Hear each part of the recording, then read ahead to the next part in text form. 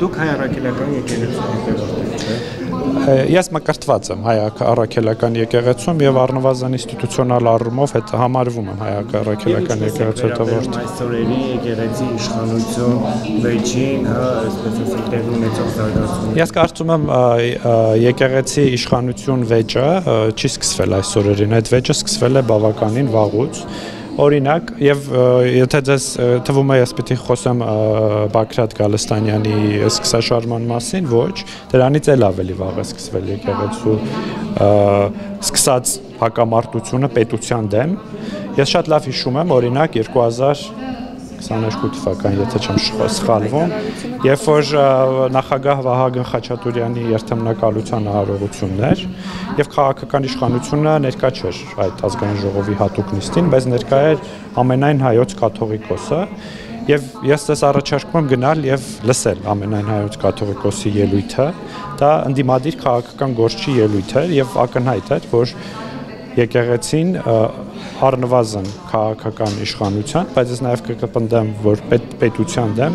բավականին վաղուց պայքար է սկսել։ Պետք է քննադատի պետությանը, պարոն Խանկանյան, չպետք է խոսի եկեղեցի երկրի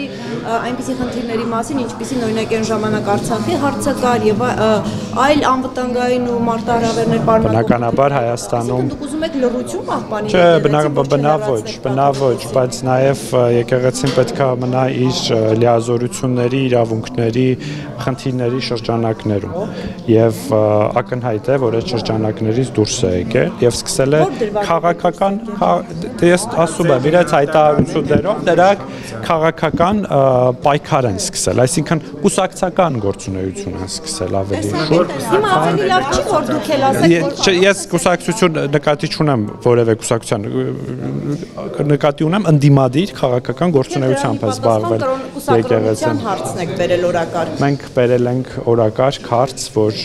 յուրաքանչյուր ինստիտուտ, որը կա Հայաստանում, պետք է լինի իր լիազորությունների սահմաններում եւ նաեւ այնպիսի ինստիտուտներ, որոնք առնչվում են բազմաթիվ Հայաստանի քաղաքացիների հետ, այդ թվում հայ առաքելական եկեղեցին, պետք է իր ուրեմն կանոնադրությանը իր այլ կանոններին հետևի եւ ակնհայտ է, որ եկեղեցին չի հետևում այդ կանոններին։ Օրինակ հասարակական պետությունը որոշել է միջամտել։ Պետությունը չի միջամտում։ Պետությունը եւ քաղաքական իշխանությունը Հայաստանի ցանկանում է, որը հոգ է տանում հայ առաքելական եկեղեցու հետևորդների համար, ցանկանում է, որ հայ առաքելական եկեղեցին լինի որպես հոգևոր կրոնական կառույց, պետք է լինի ուժեղ եւ մեր նպատակը ուժեղացումն է, ուժեղացնելը։ Ես կարծում եմ, որ կաթողիկոսը չի ըստ էության ձեզ հայտնի տեղեկությունների բերումով խախտել է եկեղեցու կաթողիկոս լինելի, մամուլի տեղեկություն մասին եք խոսում կասեք։ Ես կառաջարկում եմ այն հարցերը, որոնք հնչում են։ Չէ, ներողություն, դուք ասեցիք ձեզ հայտնի տեղեկությունները։ Դուք հիմա երրորդ հարցը տվեցիք, մենք չգիտեմ ձեր երեք հարցերից որևէ Ես իմ հարցի տալիս եմ։ Հիմա թույլ տվեք, ես կպատասխանեմ այն հարցին, որին ուզում եմ։ Ես առաջարկում եմ, որպես քանի որ կան հարցեր, հարց են հնչել, չէ, հանրային հարց է հնչել, որ Այսինքն իմ հարցին չի խուսափեցիք, նա չէ մենակ Ոչ մի հարցի չեմ խուսափել, որևէ հարցի չեմ պատասխանել, Նարեկ, որովհետև ընդհատում եք ինձ։ Այսինքն եթե ճեպազրույցի ընթացքում հարց են տալիս, դուք պետք է հունից դուրս գաք, սա նոր գործ է լավ ոչ է։ Երբ որ ավարտեք ձեր խոսքը, ես կսկսեմ պատասխանը եւ դուք մինչեւ վերջ